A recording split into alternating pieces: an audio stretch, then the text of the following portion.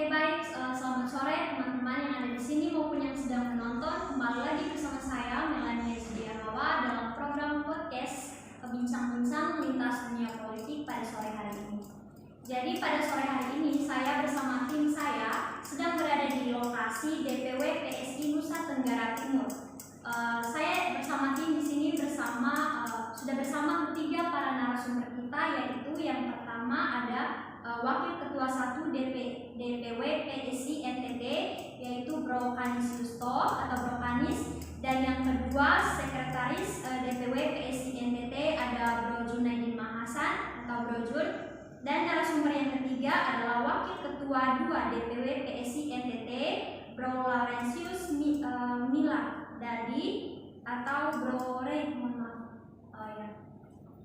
Jadi ketiga para narasumber kita ini adalah tokoh, aktivis, sekaligus politisi, sekaligus partisipan politik di Nusa Tenggara Timur.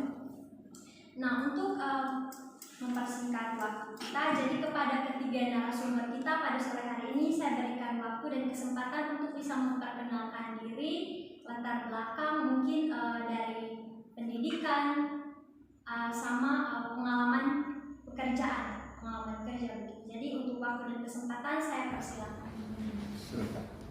Baik, terima kasih Sis Melani.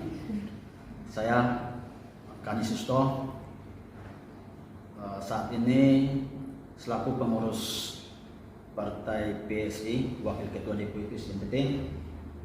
Latar belakang saya sebelumnya adalah seorang aktivis, dulu berkecimpung di organisasi kemahasiswaan GMI Kupang, OKP lokal Imatu, dan sempat juga dalam dunia kerja sebagai tenaga fasilitator salah satu program nasional, dan saat ini menjadi pengurus partai dan sudah menjadi pekerjaan di sini sudah. Mungkin itu saja singkat dari saya. Silakan. Baik, adik-adik semua dari FISIP Undana ya? Ya. Jurusan Ilmu Komunikasi. Nama saya Junaidin Mahasan. Saya berprofesi sebelumnya yaitu sebagai akademisi, yaitu guru dan dosen di Universitas Muhammadiyah Kupang. Saya dulu pernah menjabat sebagai ketua mahasiswa Muhammadiyah pada tahun 2008 dan tahun 2014 pernah jadi ketua umum Muhammadiyah sampai dengan sekarang. Bergabung di partai politik sejak tahun 2015 di saat PSI ini ada, dan sekarang ya kami masih bergelut di partai politik yaitu di PSI. Silakan Bro. Baik, terima kasih. Salam solidaritas untuk Bro dan Sis semua. Perkenalkan, saya Laurentius Mila Dadi di DPW PSI NTT. Saya menjabat sebagai wakil ketua. Sebelumnya saya juga pernah bekerja sebagai fasilitator untuk program nasional di Kementerian Tenaga Kerja, Transmigrasi dan Transmigrasi, juga dengan latar belakang sebagai jurnalis, dan sampai saat ini bergabung di PSI. Sebelum di DPW saya di DPD Kabupaten Sumatera Utara sebagai wakil ketua, lalu kemarin SK keluar, nama saya ada di DPW sebagai wakil ketua mendampingi Bro Kanis. Jadi untuk sementara itu saja dari saya. Oke baik, terima kasih banyak kepada ketiga narasumber kita yang telah memperkenalkan dirinya secara singkat.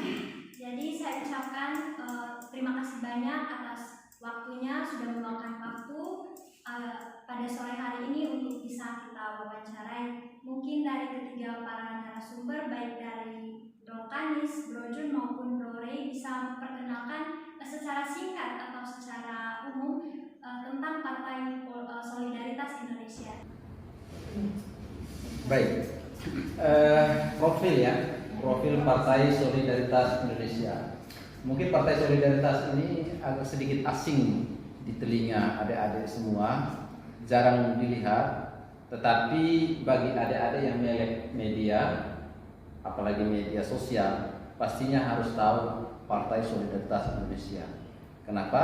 Karena Partai Solidaritas Indonesia ini partai kaum muda, partai milenial, yang dimana rata-rata pengurusnya mulai dari tingkat pusat sampai dengan tingkat anak ranting, yaitu kelurahan dan desa, itu semuanya anak-anak muda. Sehingga PSI dikenal sebagai partai anak muda atau partai milenial. Partai ini didirikan di tahun 2014, ya, belum terlalu begitu lama, kurang lebih baru 7 tahun, ya. Pernah mengikuti pemilu di tahun 2019, dan sampai dengan saat ini PSI khususnya di NTT itu ada 11 kursi, punya 1 kursi di DPRD provinsi dan 10 kursi di DPRD kabupaten kota. Nah, untuk PSI sendiri dari sisi struktur kepengurusan itu terbatas, artinya tidak terlalu banyak. Jadi kalau di tingkat pusat hanya 9 orang, di tingkat wilayah hanya 7 orang, tingkat kabupaten kota 5 orang, tingkat kecamatannya 3 orang. Jadi tidak seperti mungkin partai-partai sebelumnya. Jadi partai ini sangat sedikit kepengurusannya. Tujuannya apa? Agar kepengurusan yang ada di partai itu bekerja semaksimal mungkin. Percuma kita banyak pengurus tetapi yang kerja 1-2 orang. Tetapi dengan PSI hadir sebagai pengurus yang ramping, semuanya akan bekerja. Saya pikir itu profil singkat PSI. Mungkin ada yang mau ditambahkan oleh Bro Kanis. Oke, baik. Terima kasih banyak kepada Bro Jun yang telah memperkenalkan profil singkat dari Partai Solidaritas Indonesia. Mungkin kita langsung masuk saja kepada topik yang ingin kita sharing pada podcast kali ini, yaitu tentang pemilu. Nah, isu yang ingin kita bahas di sini yaitu tentang isu yang sedang hangat-hangatnya di partai politik maupun yang di lintas Indonesia sekarang juga. Jadi isu yang akan dibahas di sini yaitu isu tentang penundaan pemilu tahun 2024 yang akan datang serta perpanjangan masa jabatan presiden. Jadi kepada para penanya saya persilakan. Baik, nama saya Arni. Di sini saya ingin bertanya kepada kakak-kakak dari Partai Solidaritas Indonesia mengenai maraknya isu penundaan pemilu 2024 ini. Apakah mungkinkah penundaan pemilu ini betul-betul bisa terjadi? Apakah peluangnya besar begitu menurut kakak? Baik, terkait masalah isu ataupun wacana yang cukup viral ya, yang dilontarkan oleh beberapa oknum politisi bahkan ketua-ketua partai, sesungguhnya PSI punya sikap tersendiri bahwa PSI dengan tegas menolak penundaan pemilu karena dengan pertimbangan bahwa demokrasi itu tidak akan berjalan kalau seandainya ini pemilu ditunda. Jadi ada semacam sistem regenerasi, ada sistem yang sudah diatur oleh undang-undang itu, sehingga pemilu itu harus tetap dilaksanakan di tanggal 14 Februari 2024. Jadi sikap PSI jelas bahwa pemilu harus tetap dilaksanakan di tanggal 14 Februari 2024 dan pilkada itu dilaksanakan di bulan November tahun 2024. Terkait masalah masa priorisasi presiden yang ditanyakan tadi seperti itu ya, 3 periode ataupun lebih dari itu, sedikit kami sampaikan bahwa Partai Solidaritas Indonesia, adik-adik harus ketahui bahwa kita tidak punya kursi di parlemen atau di DPR RI. Kita hanya punya kursi di DPRD provinsi dan DPRD kabupaten. Maka dari itu, terkait masalah priorisasi apakah nanti harus perlu ditambah atau apa, itu kembali kepada konstitusi. Nah, dalam konstitusi kita di Undang-Undang Dasar 1945 itu di pasal 7 ya, hasil amandemen juga ada. Amandemen Undang-Undang Dasar itu ada 4 kali amandemen. Maka di situ dijelaskan bahwa priorisasi masa presiden itu hanya boleh sampai dengan 2 periode. Nah, untuk Pak Jokowi ini sudah 2 periode. Sehingga kami tetap berpatokan pada undang-undang itu bahwa masa presiden itu hanya batas maksimal 2 periode. Akan tetapi jika ada kemaslahatan ya yang mungkin rakyat juga menginginkan, yaitu kembali kepada anggota-anggota DPR yang ada di Senayan sana, karena mereka yang punya hak untuk menentukan apakah perlu diamandemen Undang-Undang Dasar 1945 ini atau tidak. Nah, itu jelas sikap PSI. Jadi kita tetap kembali kepada Undang-Undang Dasar 1945 bahwa periodisasi presiden itu tetap pada 2 kali menjabat. Mungkin ada tambahan dari Ketua Baik. Baik, terima kasih. Sikap PSI jelas dari atas sampai ke bawah, seperti yang disampaikan oleh Beliau bahwa apabila suara konstitusi, suara dari parlemen berpegang bahwa presiden membolehkan untuk 3 periode dengan amandemen undang-undang, maka sikap PSI meskipun mengatakan bahwa hanya 2 periode, apabila Jokowi masih tetap maju, PSI pasti akan tetap dukung pada Pak Jokowi. Itu saja. Terima kasih. Oke, ini misalkannya ya, misalkan kalau misalnya wacana ini betul-betul terrealisasi nih, apakah ada pihak yang dirugikan, terus ada pihak yang diuntungkan? Ini soal Rugi dan tidak. Ya. rugi dan tidaknya penundaan pemilu. Iya. Baik, kalau saya sudah jelaskan oleh Bro Jun dan Bro Rey, secara konstitusi dan kesepakatan DPR RI bersama pemerintah memang sudah disepakati bahwa tanggal pemilu legislatif di tahun 2024 adalah 16 Februari. Dari situ saja bahwa secara regulasi sudah tidak ada ruang untuk dilakukan penundaan pemilu. Dan itu juga selaras dengan sikap PSI. Sehingga kami pada sikap bahwa memang proses soal pemilihan harus sesuai dengan periodisasi 5 tahun. Jadi tidak perlu lagi kita utak-utak sesuai kesepakatan yang sudah disahkan oleh DPR maupun pemerintah. Tetap pada tanggal 16 Februari. Nah, itu saja. Apakah ada yang perlu dirugikan? Kalau soal dirugikan memang dari sisi soal demokrasi sudah pasti, karena melewati apa yang sudah disepakati bersama, sehingga dari dampak itu pasti ada yang dirugikan. Nah, ini yang perlu kita sama-sama mengikuti konstitusi yang sudah ditetapkan, tetap berpatokan pada tanggal 16 Februari.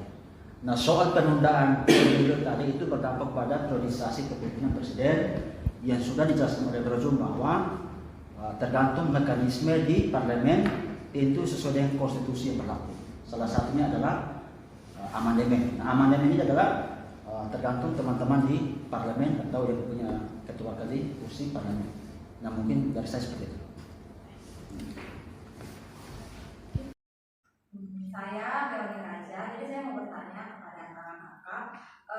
Kakak-kakak dari Partai Solidaritas Indonesia ini kan sudah pasti bahwa kontra terhadap penundaan pemilu ini. Terus tentunya tadi sudah dijelaskan bahwa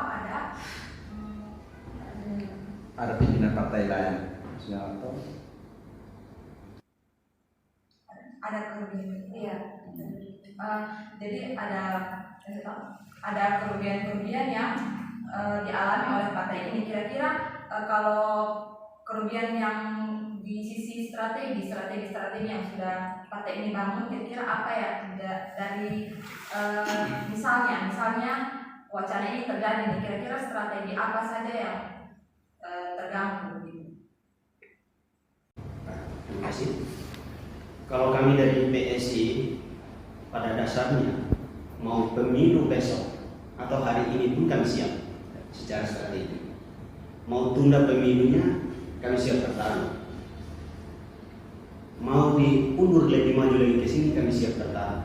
Jadi bahwa kerugian yang dimaksudkan di sini adalah kerugian yang lebih khususnya kepada rakyat.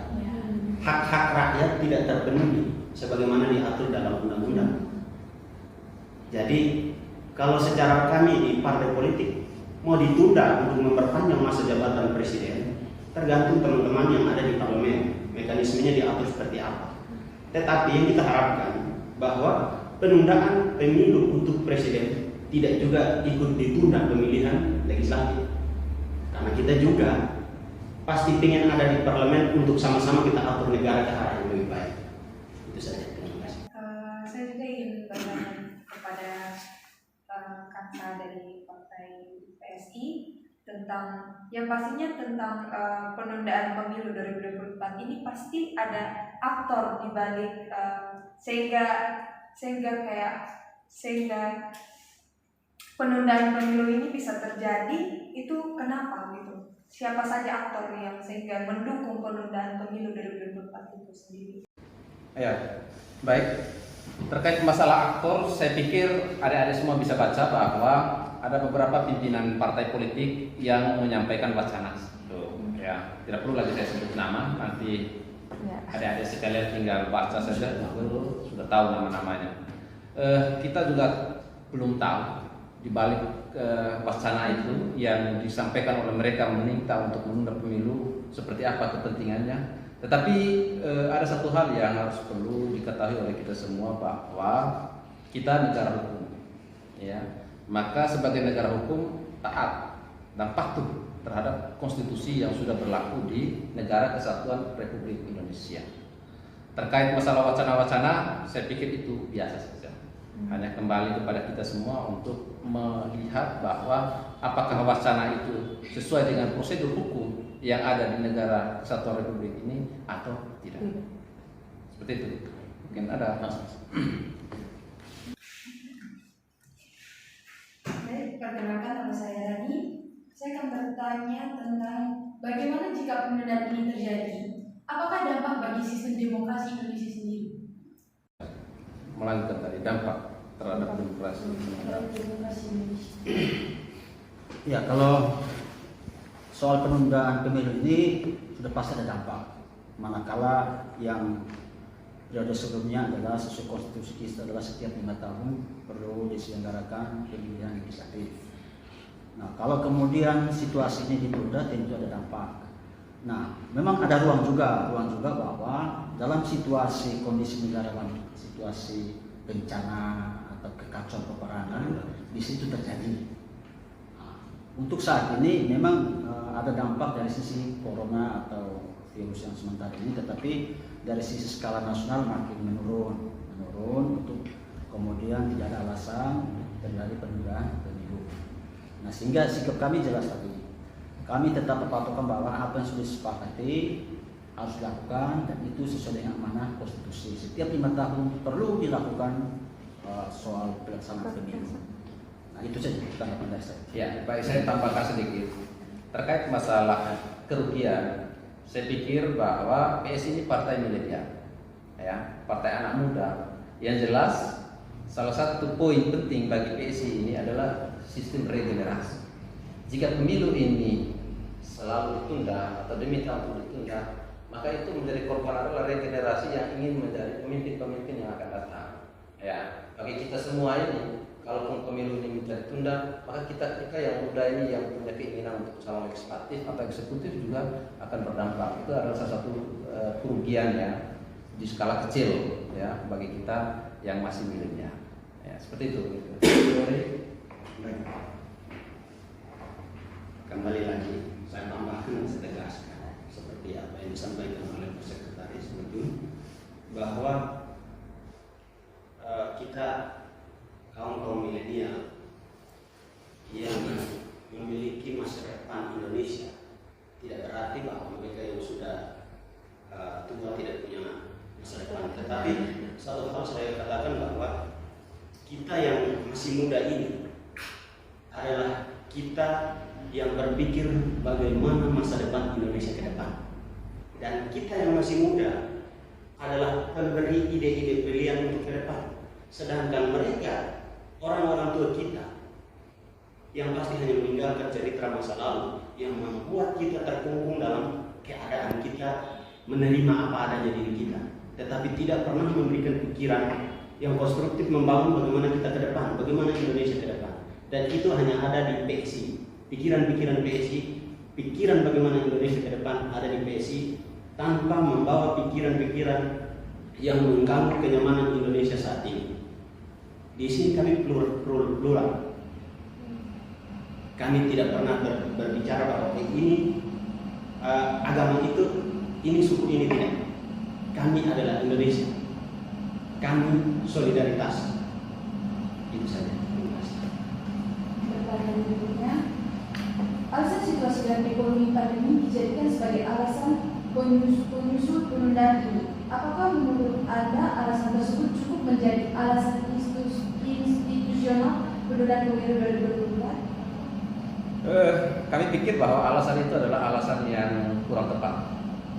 Kenapa? Kalaupun alasan ekonomi, kita ketahui bahwa Pak Jokowi sekarang masih ada di ibu kota Nusantara ya. Mendirikan sebuah ibu kota yang baru tentu butuh anggaran. Anggaran itu saja ada, kenapa anggaran pemilu diragukan? Itu yang pertama. Yang kedua, terkait masalah pandemi. Kita di masa-masa naiknya COVID ini di tahun 2020, tetapi kita masih bisa melaksanakan pilkada serentak. Itu juga tidak terlalu masalah. Sehingga dua alasan itu tidak terlalu tepat bagi mereka-mereka yang menginginkan penundaan pemilu. Sehingga PSI tetap berpatokan bahwa pemilu itu harus tetap dilakukan di tanggal 14 Februari 2024. Nah, mengenai alasan-alasan tadi misalnya pandemi terus alasan ekonomi sosial itu kan mengatakan bahwa terus dari partai PSI sendiri juga menolaknya. Tapi bagaimana nih kalau misalnya dari presiden sendiri mengeluarkan dekret nih, terus ada amandemen, apakah itu bisa jadi alasan kuat untuk penundaan pemilu 2024 ini? Sedangkan dari Mahfud MD sendiri juga mengatakan bahwa kita tahu Presiden Joko Widodo sendiri sampai sekarang kan belum buka suara mengenai isu ini. Apakah perlu dicari juga dalam dari orang yang mengeluarkan wacana ini? Akhirnya menjadi rumit gitu, menjadi marak isu ini. Baik, ada dua konteks pemilu di tahun 2024. Yang pertama bahwa di bulan Februari itu adalah pemilihan legislatif dan presiden. Terus yang berikut lagi pemilihan serentak pilkada maupun gubernur, pilgub dan pilkada. Nah, kalau konteks legislatif, kami pada prinsipnya sudah kami jelaskan bahwa tidak perlu ditunda karena tidak ada alasan tepat untuk menunda pemilu legislatif. Nah, soal mekanisme pemilihan presiden ini tergantung bahwa sesuai dengan amandemen konstitusi. Kami menghendaki soal Jokowi bisa melanjutkan periode kepemimpinan 3 periode, tetapi kembali kepada amanah konstitusi. Nah, kalau kemudian riak-riak masyarakat di bawah bahwa menghendaki Jokowi bisa 2 periode dan ditambah 3 periode, tentu suara-suara ini perlu dilakukan sesuai dengan amanah konstitusi yang dimana harus dilakukan amandemen oleh parlemen atau anggota-anggota yang punya lembaga di parlemen sana, partai politik yang punya anggota di parlemen untuk melakukan amanah konstitusi ini, yakni amandemen. Nah, kalau itu bisa terjadi, maka kami juga ya saja soal yang penting sesuai dengan amanah konstitusi. Nah, kalau soal legislatif kami tetap pada pendirian bahwa tidak ada alasan kuat untuk dilakukan penundaan. Itu saja. Oke, baik. Terima kasih banyak untuk jawaban dan juga sharing-sharing yang luar biasa dari ketiga para narasumber kita. Jadi terima kasih banyak untuk jawaban-jawabannya. Ini sangat memberi pencerahan kepada kami sebagai kaum milenial juga. Jadi dari jawaban-jawaban yang tadi sudah diberikan ada beberapa poin yang saya catat di sini, yaitu dengan tegas, dengan jelas bahwa PSI sendiri menolak penundaan pemilu 2024 seperti yang dikatakan oleh Bro Jun tadi bahwa demokrasi tidak akan berjalan tanpa pemilu. Jadi PSI tetap pada prinsip bahwa pemilu harus tetap dilaksanakan. Jadi dapat disimpulkan bahwa dengan tegas PSI kontra terhadap isu penundaan pemilu 2024 yang akan datang. Lalu poin yang kedua, secara garis besar PSI sebagai partai milenial yang mempertimbangkan regenerasi yang akan berkembang. Jadi ketika demokrasi ini tidak dijalankan, maka masa depan suatu negara itu tidak akan bisa dibangun.